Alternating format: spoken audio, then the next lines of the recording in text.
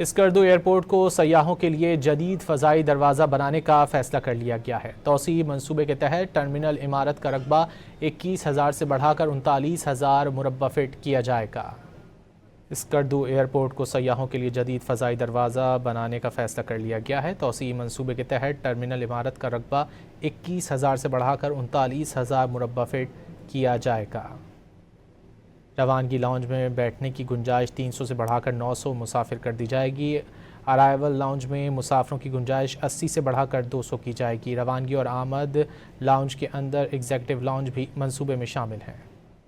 Skardu airport को सयाहों के लिए जदीद फ़ज़ाई दरवाज़ा बनाने का फ़ैसला कर लिया गया है। तोसी मंसूबे के तहत टर्मिनल इमारत का रकबा 21,000 से बढ़ाकर 39,000 मुरब्बा फ़ीट किया जाएगा।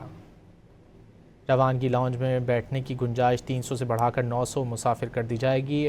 अराइवल लाउंज में मुसाफिरों की गुंजाइश 80 से बढ़ाकर 200 की जाएगी। रवानगी और आमद लाउंज के अंदर एग्जेक्टिव लाउंज भी मंसूबे में शामिल हैं। स्कर्दू एयरपोर्ट को सयाहों के लिए जदीद फ़ज़ाई दरवाज़ा बनाने का फ़ैसला कर लिया गया है। तोसी मंसूबे के तहत टर्मिनल इमारत का रकबा 21,000 से बढ़ाकर 39,000 मुरब्बा फ़ीट किया जाएगा।